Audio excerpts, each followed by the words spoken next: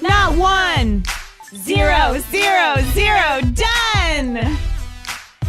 Guys, that was the newest hit by Miss Erica Jayne called How Many Fucks? I love it. She gives 0. She gives 0 None. fucks. Not one. 0. In case you didn't hear it the first time, 0. I'll tell you a second time, 0. 0 a third time. Done. Guys, it's Bitch Sesh, Hello. the Real Housewives Breakdown Show. I'm Casey Wilson. I'm Danielle Schneider. I just saw Karen get her wine glass caught up in her headphones.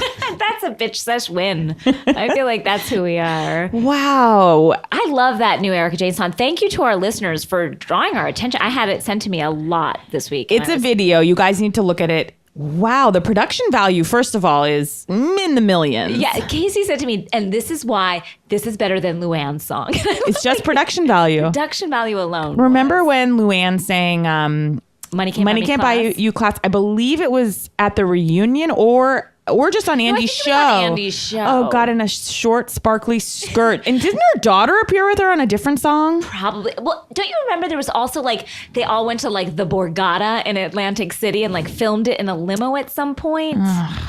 So upsetting.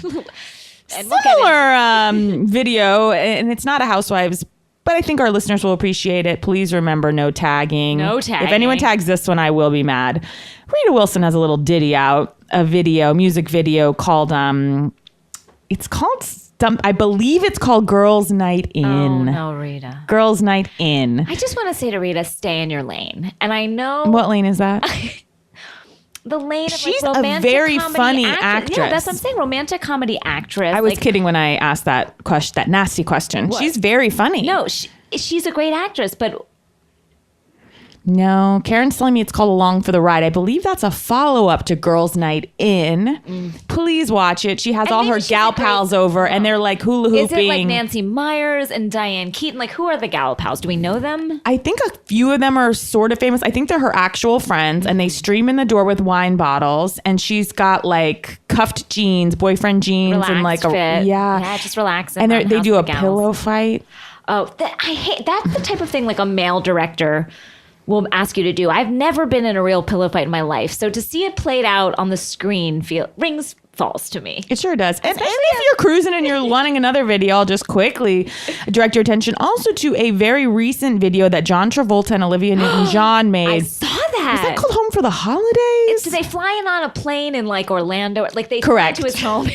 They fly to inexplicably a naval base, I believe, where they land on a runway. I feel like he has a runway in his house. But then they're in an airport. Then his wife shows up, even though the premise of the video is that these two lovers are at it again. And then his daughter comes in, and then they all dance together, but then men in the military are dancing with them, and it is astonishing. Everyone go to it. Run, don't walk. Run, do not walk.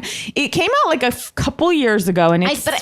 I can't unsee it. Astonishing. Yes, and I haven't seen it in years, but the minute my body felt. And they're in their clothes from the last scene of Grease, basically. And they're driving in a Corvette with the top down, naturally. And course, John Travolta's brushed over curl is flapping in the breeze. And then they've got presents filled in the back, and they're driving 1 mile an hour on a runway of an airport. In a Santa motif. I will say that John Travolta was my first crush. I saw him in Grease as a child and was he looked at me, looked through me. To the man behind you. Speaking of crushes. Go ahead.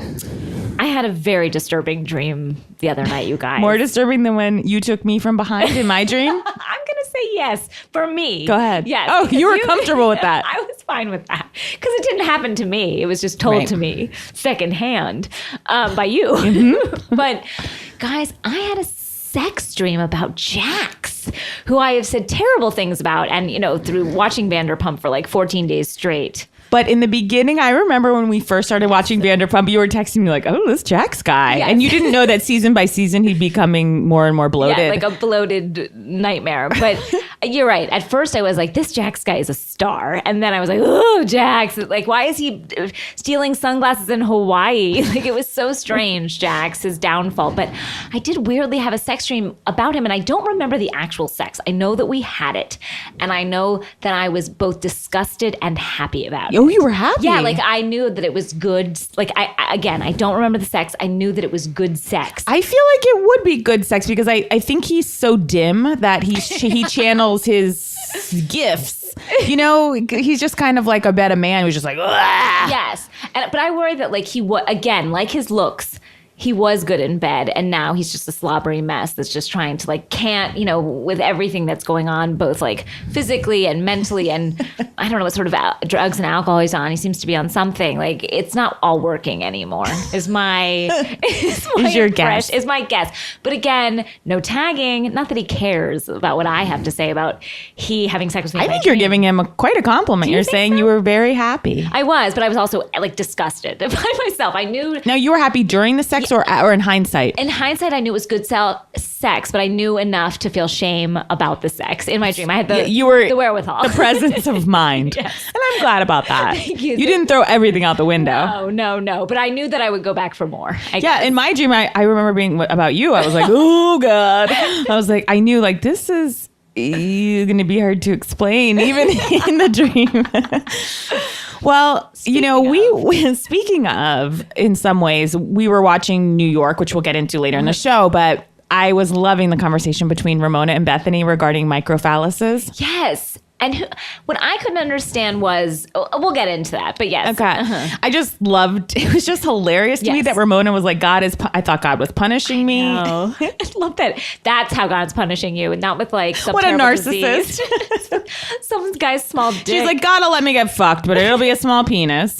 She's like, I couldn't even feel anything. I know there was no Amy Phillips. Her eyes were like bugged out looking for it. But I was texted by a friend of mine. During the scene. As you're watching it. Basically, from a sorority that I was in, and Danielle and I both went to NYU. We did not know each other there. But that was a few years before Danielle, I hope you don't think I was too cool that I was in a sorority, a Jewish sorority called D-Phi. I'm not Jewish. I was in it. I had a great time, but I wouldn't tell any of my acting friends I was in it because I was too embarrassed. Yeah, because as I remember of my experience at NYU, no one was in a sorority. Oh, God, no. God, no. But my friends at like UVA, and Northwestern were like, we're loving our, Greek life. And my parents had met in sorority and fraternity, and like the first semester I had no friends. I was crying, and then I like saw a flyer and was like, and I went, and it was like these nice girls, and I was like, Jews have always been a welcoming people. My people are very welcoming. And they absolutely were, and I had a great time. But we were the only sorority, so it wasn't as though we mixed and mingled a ton. At a school of hundreds of thousands. Oh yeah. So anyway, we all went to Acapulco, as you do, on like our sophomore year, and I encountered a microphallus there. Now, did you gasp? Like, upon first sight, what was your... I'll quickly tell you this story. I can't believe I'm telling this, but so we were all out, drinking like crazy. I'm in like a Billabong top. Of course. And like Tevas. Like dirty Tevas. And that I used to have to take a toothbrush to, by the way. They were like so dirty, sidebar. Couldn't you have just thrown them out and bought another pair? A lot of people mentioned that. So I meet this guy, and he was very cute. I remember he had like blonde hair, and he was wearing khakis, and I was like, "Ooh, what an upstanding gentleman!" And we go back to his hotel, which is the most unsafe thing you could ever do. Yes. And I remember like, I don't even know where my sorority sisters are. We don't have cell phones. Grandma doesn't have a cell phone. A long, long time ago. This was Long Day's Journey into Night. So I'm in this guy's room, and I remember I have a camera with a strap around my wrist. So that's how not far we've gotten in terms of taking clothes off and everything. Like, I have a camera hanging from my wrist. Okay. He gets on the bed, and I'm standing before him, and he takes his pants off and reveals, almost proudly, what I will tell you now is a nubbin. Was he aroused at the time? Unclear. All I saw were slicked tufts around it, and I saw what looked like a wine cork or a pen cap it was so small. So I was taken aback. I didn't know what to do. I froze. I'm like, I literally, again, camera on my wrist, and I just didn't know what to do. And he proceeded not to come over to me or ask me to interact with it, which I thought was generous. Yes, and he knew what it was. Did he seem to know? He seemed to know, like, there's nothing anyone can do here with their hands. So I'm on my own here. And he proceeded to air hump the air. Like, you know, if you're like in a yoga pose when you're on your back and you just lift your hips up, you know, he's thrusting into the air. And I am, again, standing at the foot of the bed. He's thrusting and thrusting. And I am like, what's happening? I've like levitated off of earth. I'm like thinking about my grandfather and like Christmas mornings. And I don't think my ancestors would be proud of this. Well, maybe they knew that you needed them. They came to you in this time. Yes. He proceeds to then have an orgasm that was accompanied by a sound that I will do now, because it is one of the, like, I don't remember, like, I keep forgetting like the month, the you know, to celebrate my son's like month birthdays, but this sound burned into my brain. In your ears. Again, no one's touching him. This is all contact with the air. And I guess the air kind of like aroused it. Maybe that's all it needed. A little air contact. He thrust into the air and goes,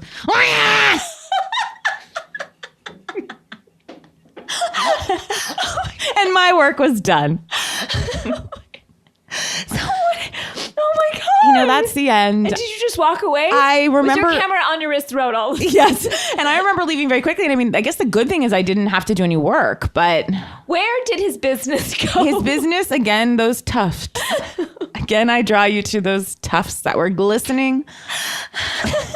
Guys, I fear that I've turned everyone off, and I apologize for this story. But hey, you guys didn't have to live through it. No, this story is new to me, and I thank you for sharing it, because I've known you for years now and never heard this story. It's not something you can say. You know, it has to be the right time. And I felt like sharing it with the 100,000 listeners we have was the right time. Yes, this is a beautiful, perfect Speaking story. of our listeners, yes. Thank you guys. Yes. We are getting so much good information, so many funny, just like, oh my gosh, someone texted me a playbill, and I'm sorry I don't have your name, but that she had photoshopped of a Broadway show that I was putting up called Dorinda's Daughter. I saw it too, and I want to hang it on your wall. It was so amazing. I loved it. So you guys, thank you. And someone also tweeted at us a picture of Yolanda in her little cryogenic chamber with also the girl from Willy Wonka in the chocolate factory turns blue and blows up, and had them side by side comparisons.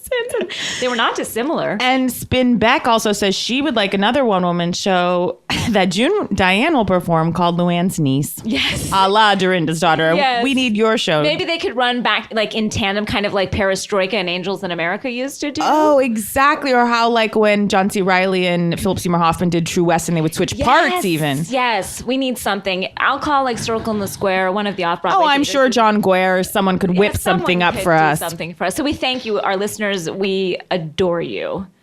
You know. What? Oh, I have to tell this one. Sorry. Katie Jones tweeted me today and said, a woman at my hair salon is asking specifically for the Eileen Davidson cut and highlights. How is this possible? Oh, that poor woman. She doesn't know. Just because you see it on TV doesn't mean it's right, everybody. We've learned this a long time ago. Yeah. It's not right. Well, Danielle, shall we get into, we have so many cities to cover. There's 4 cities on at this moment, and we'd like to pay them all attention, and we try. But it's like, we have to just kind of, there's only so much we can do and say and speak to. Look, we're caught up. That's the good news. Yes. So we're just going to blow through Potomac and Dallas. So we're going to touch on Beverly Hills, and then we're going to get to the meat of the show. Yes, which is New York. You know it is. Which is our first love, New York. Guys, Potomac. So the reunion is over, and interesting that they only chose to do a 2-part reunion because there wasn't enough. I feel like Potomac started hot and came in like a lion, and then left like a dead gazelle. The line had chewed up and spit out. Yeah, and I do appreciate them only making us watch a 2-part reunion instead of stretching it. Because sometimes they do. I think they did that with DC, and it was not right. Oh, yeah. And then, you know, Katie broke up with her guy after all that. She worked so hard to get him and then basically forced a proposal, But then I love when he was like, I'm going to do this 5-year engagement thing. It's just so sad. Yeah. Similarly on Southern Charm. And I don't want to cover Southern Charm. Guys, I have started Southern Charm and I'm in, and I hear that I haven't even gotten to the good stuff yet, but I'm Danielle's like, oh, I love Southern Charm. I'm 2 episodes in. I'm like, sweetie.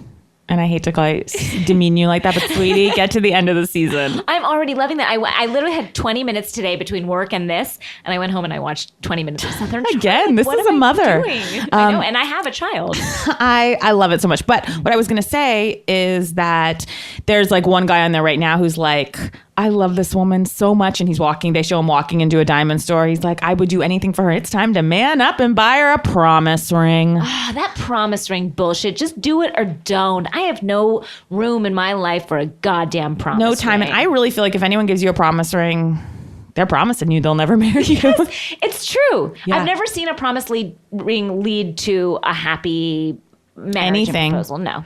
And also in Potomac, at the last moment, literally Andy's passed out the champagne. We're wrapping it up. From the nation's capital, Charisse basically announces that her husband's no longer speaking to her because she did the show. Which is like, bury the lead, Charisse. That should have been the top of the show. What are you doing? I need to know about that first night. Oh, guys, by the way, my husband's leaving me. Bye-bye. Bye. To Potomac. Like, it's not okay. And the show just didn't have enough. I love Giselle, even though she didn't really have as much. She didn't follow up on the promise of Giselle, I would say. And then the biggest controversy is like Ashley's husband, which we've touched on, this whole trope of a husband shows up in a girl's weekend. Why is everyone so surprised by it? It happens every single season of every single show. So anyway, there's Potomac. I don't know if Potomac's going to come back. I don't know. They might give him one more shot like they did Miami. We'll see. We'll see what you got in you, Potomac. That's a challenge. Dallas. I didn't have high hopes for Dallas. I came in saying I don't have high hopes for it. But Casey, you had different feelings than me. I'll tell you, when it started, I was like really taken aback. I was like, nope, not going to work. I'm not into this. I don't connect with any of them. I'm not feeling this. And by the end, I loved it. What did you love about it? I'm curious. You said it best. You said, I thought it was going to zig and it zagged. It did. I thought it was going to zig and it zagged. And that was something, you know, for me, that was enough. I don't have anything else. Maybe our standards are so low. We're so beaten down from Beverly Hills this season that we don't want so much. We're like, just give us a smile. I'm like, give me a charity party, sir. Please, sir. Charity for the poor. Like, we are so desperate for drama that maybe it feels like drama. What I like, there's a character on here, and my husband David said, like, by far the saddest character we've seen in the pantheon of housewives. He believes the woman, and I don't have names at this point, she runs all the charities. The dark-haired woman who was a former carny. Yes, or I keep calling her a gypsy. I don't know why I'm doing that. It's just tough when you're presented, talk about a zag. Yes. Someone saying like, I run all the charities. I'm the, high society in Dallas. And then she's like, I grew up, as we all do, as a carny. As a carny freak. Like, whoa, what? To me, what was most interesting about that, and we talked about this earlier, is there were those 2 little sorority girls. You have a name for them. Oh, sorry, not sorority girls. Hey, and believe me, if I could have been accepted to a sorority, I would have been in one. So I say that with as a Seems person. Seems like DeFi would have been a nice spot for you. Nobody wanted this one. This one meaning me. Ding and Dong. Ding and Dong, as you've been calling them. With their Jesus juice, it's like, guys, it wasn't funny the first time you said it. And then 7 times afterwards, and then fixing a garage. Like, what am I watching here? But those 2, I had a little fun with them. By the end, I was like, they are funny. You were in on them? I thought it was interesting, though, because I thought the gypsy, or the carny, sorry, I keep calling her a gypsy. That's like, that's not right. That's not a word we're supposed to use anymore. It's right. Is it right? Go ahead. So when the carny woman was giving them sort of the, telling them the what's what, I thought that they were going to jump in line. And then they turned it around on Carney real quick. They went rogue. And she was like really upset. And I felt for her. Because it seemed like, and then I saw her Carney self. You know what I mean? She acts all high and mighty. She's the, the top of society, the charity world in Dallas. And then it turned on her real quick because 2 little cheerleaders were like, honey, we're more than you. Exactly. And that little carny, she's trying to pull herself up by her carny boots. And she,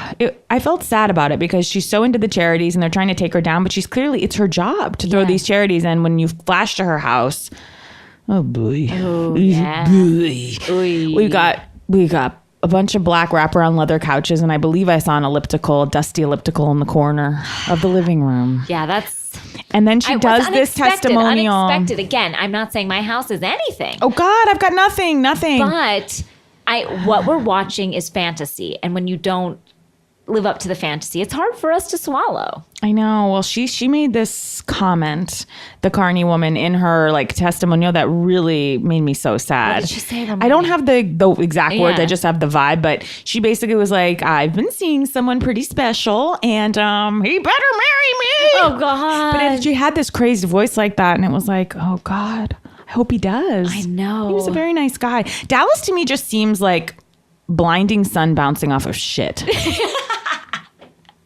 Wow, now that you say it. Well, I was intrigued by the fact that they lived at the Four Seasons and on the golf course. Like, that must be super expensive. That's literally probably, I want to say like $2,000 a night. What does that ginger do for a living? Unclear. Well, here's a quote from Ding and Dong about their friendship. One of them said it. I think it was the redhead. She's like, of her beautiful friendship with her friend, she goes, she'll fart on command and I'll dance in her fart. That to me was quite you upsetting. two are disgusting. That's disgusting. Like, look, we all do what we do. Our bodies do what they do, but you don't need to dance around in someone's poop juice. Like, that's just weird. That's just. No, you don't. You don't, right? No, you don't. Like, that to me is not and the not blonde's husband, nothing makes me more angry than when those husbands are just real assholes. Yes. You know whose husband, her husband her husband makes lists for her in the morning that she has to do to earn her keep. It's like, she's taking care of your kids, you fucking asshole. I know. And she reminds me of, God, what was the woman from OC with the big Jesus jugs? Alexis's husband. Jim Bellino. Yes, Jim Bellino. He has a trampoline park. Yes. Jim Bellino. Never has there been a better character. Oh, he was the worst with his vests. Such a piece of shit. And this husband's very similar. He's like double checking her packing and everything. Yes. He's like, you said you packed, but I saw the kids' jackets outside the suitcase. So why did you lie? I'm like, I want to pack a bomb. Yes. In his car. And I know it's not the times to say that. What do these men do for a living? I'm so curious. They do something because... Is it fake money though? Like that OC money? Because all of that OC money was fake. And they're all bankrupt, basically. And it felt a little empty money. Like New York feels like real money to me. Mm-hmm. Beverly Hills feels like real money to me. This Dallas money, I don't know that it's going to hold up. You don't trust it. In the light of day. Which it is always seems to be day there. Yeah, no, it is. It's and then the one woman sunlight. that I thought was actually really, really sweet was the former model who, she has this boyfriend who's Australian. Which was real, the Australian cowboy. He has kind of a Keith Urban wannabe. Yes. With like a very weird kind of triangle-like haircut. Yes. And he starts playing guitar, and I want to issue this just food for thought to anyone who's on a reality show. If someone comes up to you and they're like, hey, we'd love to film you singing, or they're going to make fun of you. You're terrible. Yeah. If that's the case. Yeah, anytime they do that, they linger too long and we get to really hear it, and nobody is happy with what they hear. And she's crying, which is all the more embarrassing. It seems like they love each other, so they have absolutely. each other. They found each other in Los Angeles, right? Yep. But I don't know. No one's really catching for me right now. But again, we're still new to the scene. And look, keep watching. If you haven't noticed, we're only talking about the first episode. I did not watch the second one. No, I have not watched the second one. Again, there is a lot of housewives on, and there's Southern Charm, and there's Shaw's. There's a lot. There's so much to watch, and we have children. Again, yes. 7th on the priority list, but a priority nonetheless. Okay, you guys, we're going to take a very short break, and then we're going to delve into Beverly Hills in New York. And we're back to Beverly Hills. Guys. Part 1 of the reunion. 3 parts? Is there enough material? I can't hear the word Munchausen one more time. Lisa Vanderpump boldly wearing the dress version of Erica Jayne's testimonial outfit. That was a poor choice. Did she do it on purpose? And then she's like, well, she had the skirt, she had the shirt, and I had the dress. It's like, but guess what? I don't think she realized it. I thought she looked embarrassed. Yeah, it was an awkward moment, but Erica Jayne fills it out like a glove. That is bold to wear something after Erica Jayne has worn it. I wouldn't. I wouldn't dare. The highlight of the reunion. Oh, and So then Eileen much. pulled a real Eileen. Her bra was sticking out of her outfit like Eileen. It was. I can't. You know what? I can't even say anything. I know, It's you know what? Sometimes I think Eileen is me, and maybe that's why I judge her so hard, because my bra would be sticking out. But again, I want more from them than I get from myself. I need more from them. If you had to say you were one of all the housewives, who would you say? I worry that I'm an Eileen. Wow. And this is a big. I think you're a Bethany. Am I a Bethany? Yeah, not her annoying parts. Yeah, I take that as a compliment. I love Bethany. I think. Thank you. You're welcome. It's a compliment. You're welcome. Oh, Beverly Can I Hills. say something about you? Oh God. I think you're an Erica Jayne. I'm not just saying. I feel like you're just saying that. No. Why would I say it? Danielle, an my Erica heart Jayne. is warmed. I do. I think you're an Erica Jayne. Thank you. Guys. So sweet. I do. So sweet. I worry that I'm a Bethany. I mean, not a Bethany, that I'm a Eileen, but hopefully I'm a Bethany. Guys, I worry like tweet I'm a us who Lynn from OC. You are not a Lynn. No one's a Lynn. Lynn is not even a Lynn. Guys, tweet us who you think you are. I'm curious who you think you are and why. Maybe tweet at us. Yeah, I'm curious who we all think we are. I am too. So Beverly much Hills. going on. I thought Yolanda looked amazing. She's never looked better. And I'm saying even when she was at prime health, Yolanda, she looked fantastic. Mm-hmm. Maybe being without David and being this not being this kind of like servant, if you will, to him is good for her, you know? I felt badly for her. I did. I was like, they're talking about her. Her marriage has collapsed. I really feel like Lisa Rinna, like, get off it. What the fuck are you? And she revealed herself. To say the word storyline is to admit that, of course, this is a reality show, which we all know, but don't say it. No, it takes us out of the fantasy. And Lisa, then it became so clear, and I knew this is what she was doing, but for her to voice it is like she's so fucking desperate because she realizes the public has turned on her. She made a wrong move. It didn't pan out for her. No, she had no basis. No. She's invested herself both seasons in other people's problems in the most sad bid for attention, and I think she's a fucking idiot. And I thought it was really clear how hungry she is at that moment when Erica Jayne was getting up to pat the puss. And What are these words you're saying? I know, we all know. We all speak the same language. I'm just laughing because I know a lot of people don't even watch the episodes. So Yeah. they made, and you, the way you said that, you're like, well, when Erica got up to pat her the puss. as she does. Yeah.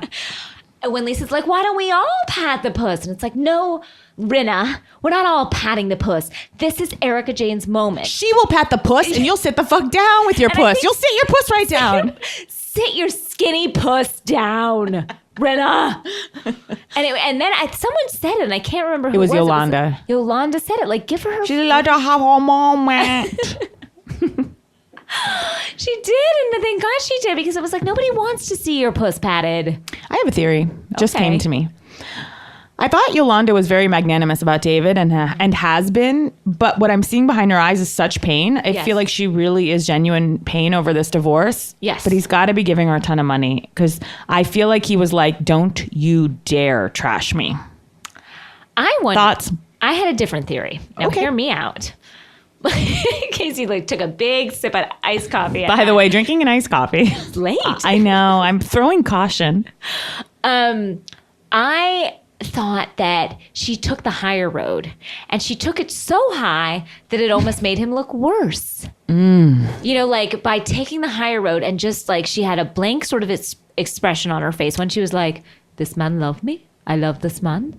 I don't blame him. It is fine. Like, it was such the high road Wow. that I almost felt she said more than if she had ever said anything. Danielle, I'm coming around. Really? Yeah, that's I think you're right. It was almost like it reminded me of when Catherine and Kyle got into that thing about the Faye Resnick's book. Kyle's an idiot to not realize. asshole. It's like, look, you can just say, yeah, that's my friend, but you know what? I get where you're coming from, and then end it. Why is she defending Faye? What has happened between... Faye wrote this What did book. Faye see Kyle do? Faye wrote the most disgusting book. Again, haven't read it. That I can only imagine is trashy and disgusting. Yes, so I hear it is. Based on Connie Britton's performance, I know Faye is a garbage person. Connie Britton I still love. Faye I hate more. Yes. There you go.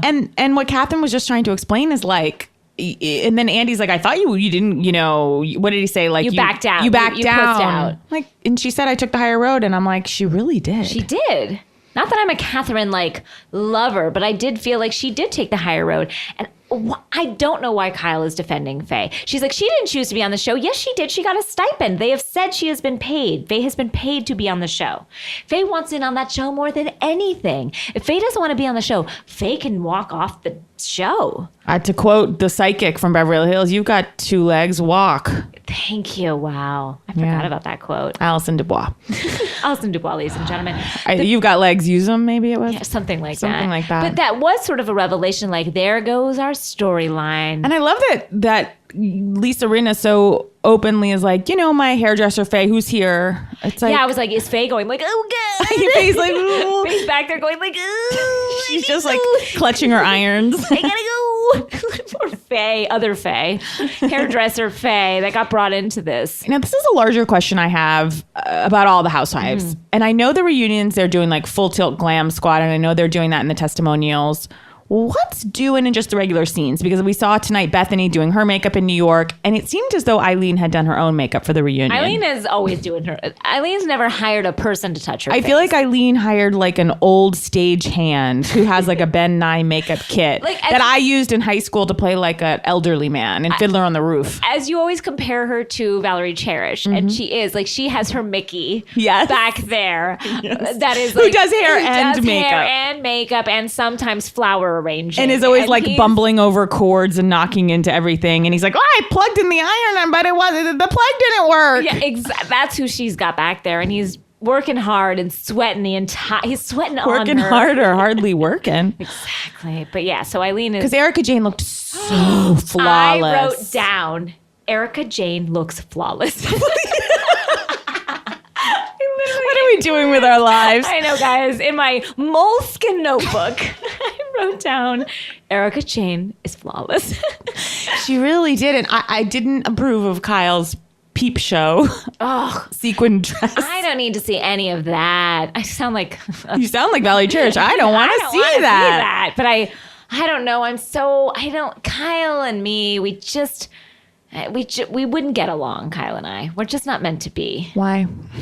She's just, I hate her reaction to everything is the opposite of how I'd react. I feel like she just takes the road I would never take in things.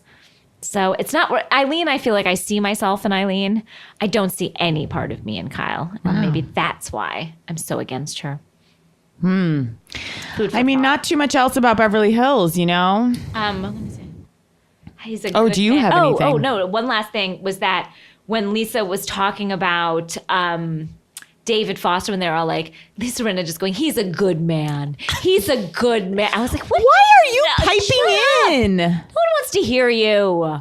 Why was she piping in? I don't know. She can't stop herself.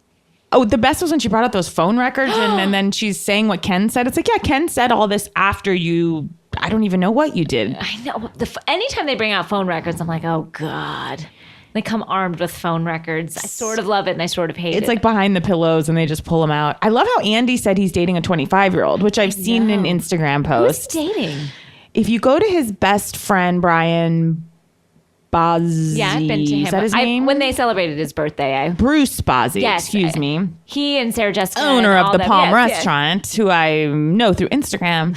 And he has photos of their vacations with Andy's. I bet it's a real sexy 25-year-old, yeah? Sure. I'm so happy for Andy. I'm thrilled for him. He deserves everything. I think he's a very good-looking man. Oh, yeah. He's living the life I want to be living.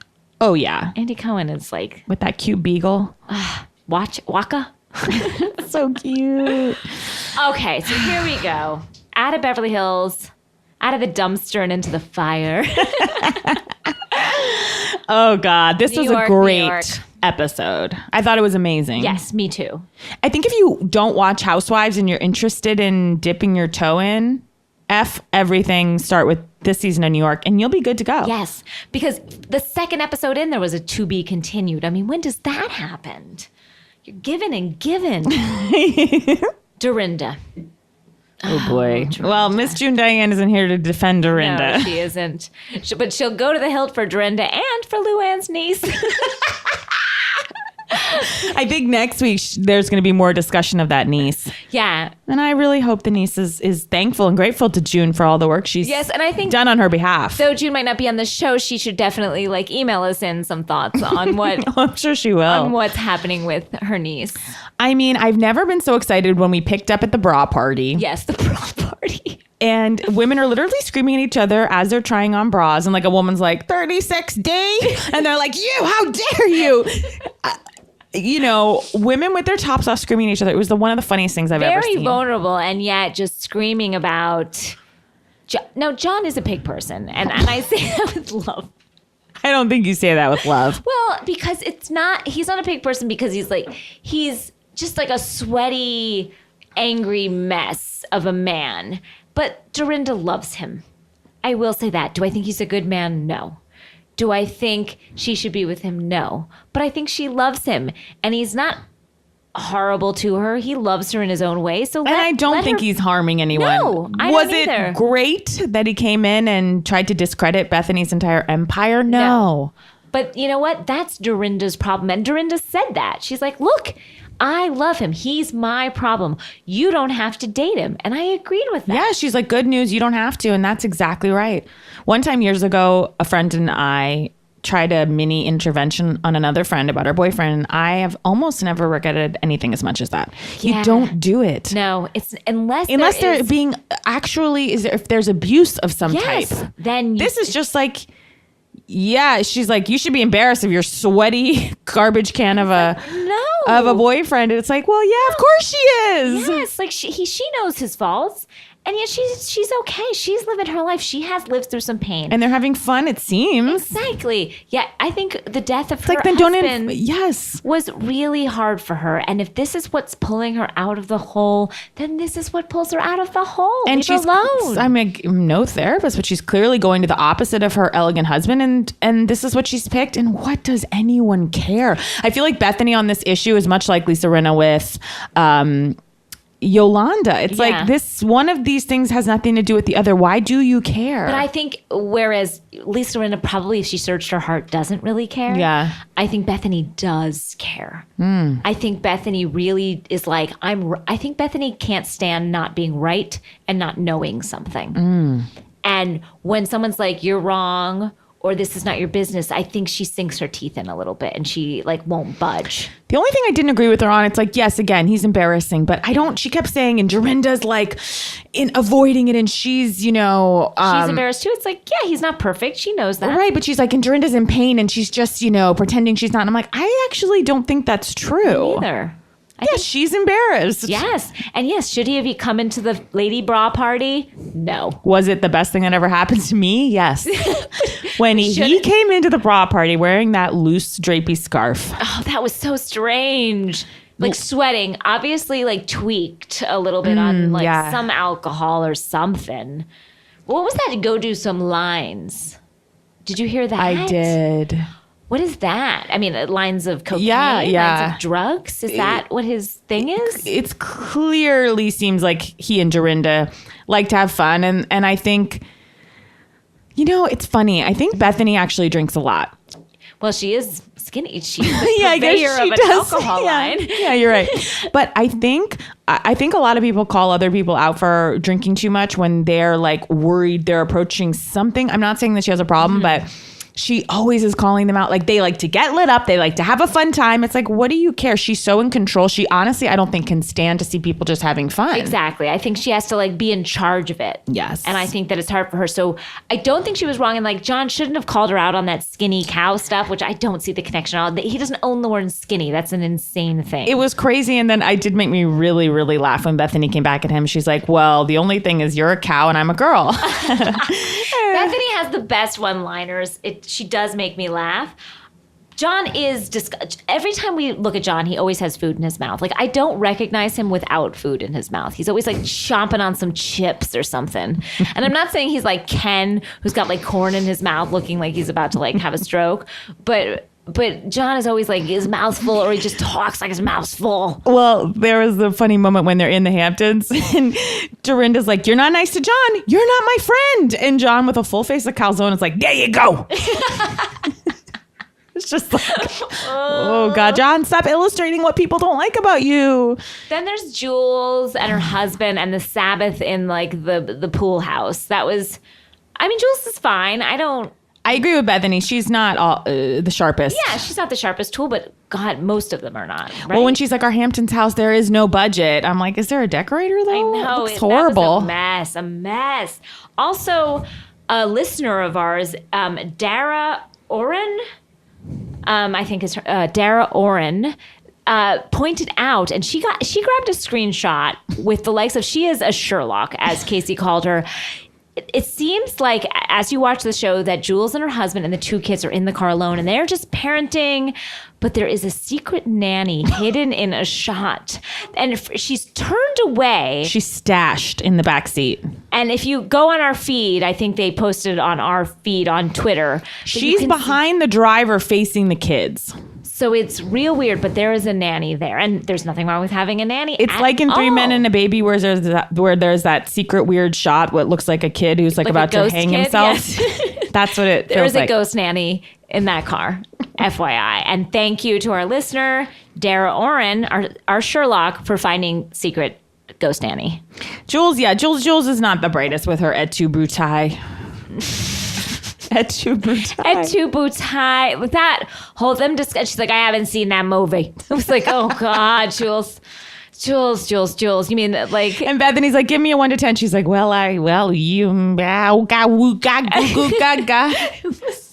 She couldn't form a sentence. She couldn't. Again, was it editing? I don't know. But from our point of view, that sit down though with Ramona and Dorinda and Bethany. It was painful. It was. Oh, Luann looking for houses. Wow.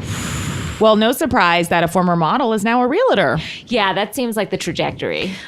It made me laugh because that I would say that scene is kind of like filler in a sense. It's just Luann going around looking at apartments, but I feel like would be the most fascinating thing that had happened on Beverly Hills. And this was merely like our most slowest pace, like nothing really going on, but fascinating to watch Sonia accompanying Luann to rentals. Well, also, Luann has fallen. The mighty have fallen. And to see her, those apartments are very expensive. Yes. In New York City, those are expensive, but they were so small and sad for Luann. Again, they would be huge for me. Like I would dream to live in an apartment like that. But for Luann, it felt like remembering that like place she shared with the Count, that like brownstone where her son learned to break dance all those years ago. It felt like her daughter started her painting career. Yes. And her niece frequented, I'm sure.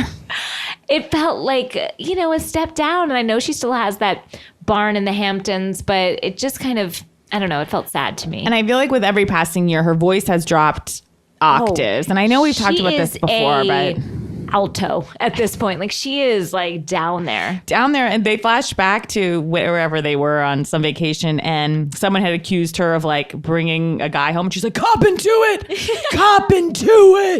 I was like, wow. We're seeing her, like my Italian grandmother who smoked like 2 packs a day. Yeah, we're seeing her sort of as the like real human being that she is. Like she's like not Countess Luann. She's just like Luann from Pittsburgh or something, like she's just like a regular person. And I'm a regular gal, but I don't claim to be anything else. Luann has been on the high horse for so long that to see her to get down in the dirt with the rest of us is interesting. Very interesting. I mean, I miss Sonia. I'd like more Sonia. It feels like she's an ancillary character this year. Is she this season? Is she not? I don't know. No, because she has a tagline, too much of Sonia is never enough, or something like that. Is that her tagline? I don't know. Something of it's that. It's like if the toaster oven's hot. I don't know. I love Sonia. I miss do her. too. More Sonia, bravo. More Sonia. What's going on with Ramona and Sonia? They don't seem as close. And maybe that's why we're not seeing her as much. I would have thought she'd be in the Hamptons. Or maybe she does go to the Hamptons. We'll see. The party's next week. She doesn't have a place there. She doesn't have a house there. I mean, the thing with Dorinda, I do feel Dorinda overreacted, but it seemed like Ramona said it, that this whole thing touched a nerve for her big time. And I think she was overreacting, but at the same time, I think it is painful. And I thought that Bethany and Ramona came to that dinner with the completely wrong attitude. Yes. Like when Bethany's like, you know what? I'm going to check you right there. It's like, what? She's between a rock and a hard place. It would be terrible if this had happened. Why can't they have any compassion for her? Yeah, that's what I felt like. They need to have compassion for Dorinda. That's a word. Her boyfriend's a goof. And you know what? You don't have to date him. That's the great part. Yeah. He's a real boob. Real boob, guys. But it's been fun to watch that boob swinging around in the air. I'll say. I like when Dorinda got very Shakespearean and she was, after she and Ramona kind of made up and Ramona like jumped in her lap. Ramona is all in on everything, whether it's a hug, like Ramona is never like tepid on anything. Well, and then they cut to Dorinda's testimonial in her scuba suit and she's like, all's not well, the winds have changed. Oh, so dramatic. Speaking of Othello or Ooh. Shakespeare, it was like, wow, Dorinda. Wow. Well, I mean, anything else on New York? No, I think that was it for this week. I just feel like, we're just starting to feel New York. Like there's drama there. There's stuff happening. It's not going to end well for any of these people this season, I think. No, all's not well. The winds have changed. The winds have changed. She said it right in a very poetic way. I think we're going to see something doing with Carol and Bethany. I can feel that Bethany feels like she lost her single gal pal. You think the winds are changing there as well? Yeah, I think all's not well there. The winds have changed. Wow. Winds are changing. Do winds change? I don't know. We're only going to be talking about wind from now on. You know who I do like, sidebar? I like Jules's husband. Yes, I think that they have really cute kids. He seems like a nice guy. I love the little girl with the yarmulke on. I was all in. I don't like that inside pool. Oh, God, no. That looked like the pool was in the living room. You know what we didn't say? That we don't have a guest this week. Oh, guys, we don't have a guest this week. I don't know if you noticed. We decided to go kind of guestless. Footloose and guestless free. Yeah, and it's been nice to just talk to you, Casey. I've gotten to know you. Yeah, I feel like I've gotten to know you too. We've never been in the room alone before. I mean, Karen's here. Karen?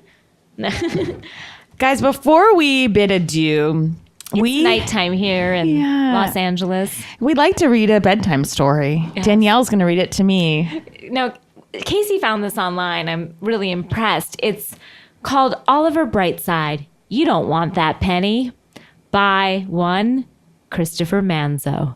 That's right. Youngest of the Manzo clan. Manzoed with parents, this one is. He wrote a children's story. Again, Oliver Brightside, you don't want that penny.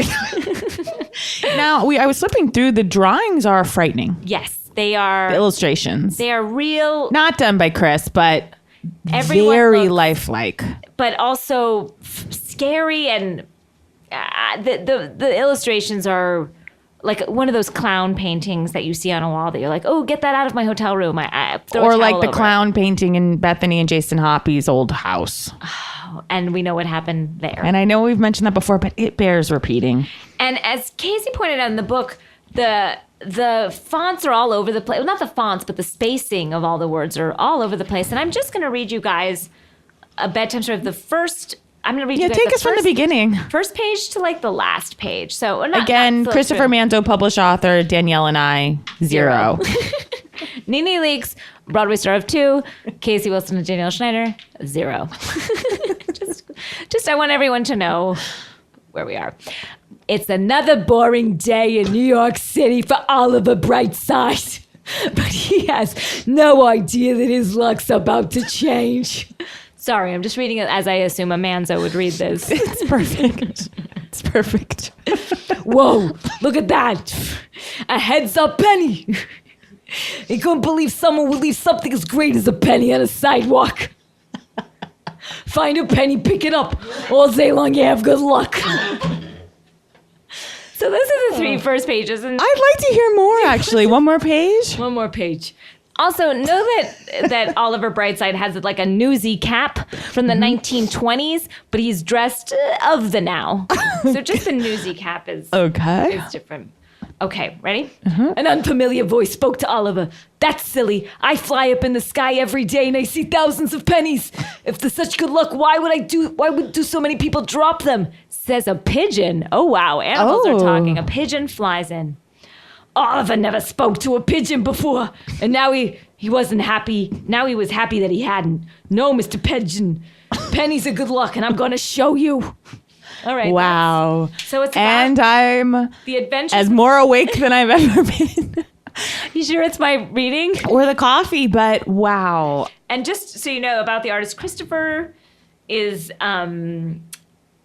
well, it's, you know, he just says he's on Manzo with children. It doesn't mention his topless car washes in the About the Author. What about his Blackwater? The Blackwater? No, I don't see Blackwater in the, no, I'm not seeing Blackwater. Is Blackwater still in existence? I don't know. I can't imagine that it's Took done off. well. Because I remember at the trade show, they only had like one person stop by. Yeah. I think people, it's hard to, when you've had water a certain color your entire life, I think it's hard to Go black. go there in your water. Yeah, I think, in general, people want their water clear. Yeah, I think when you think of clean water, you think of clear water. So I think black water is hard to swallow. And I think, when Pepsi went clear, it didn't work. And then to go the other way with water is hard. And I think, again, you want to see what's in your water. Well, you know what? On that note, we all of a bright side. Guys, Bid you what a good night. show. Good night from the bright side.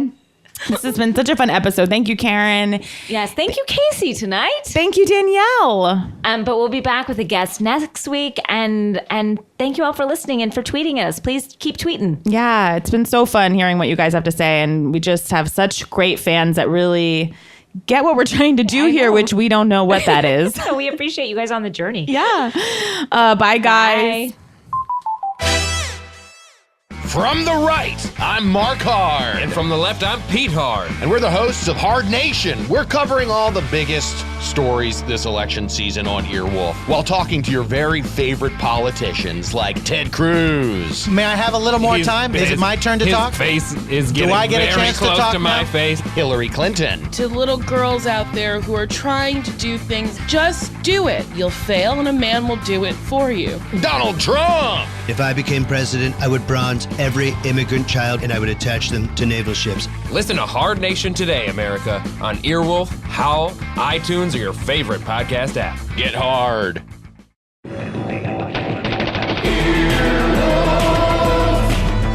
This has been an Earwolf production, executive produced by Scott Ackerman, Adam Sachs, and Chris Bannon. For more information and content, visit earwolf.com.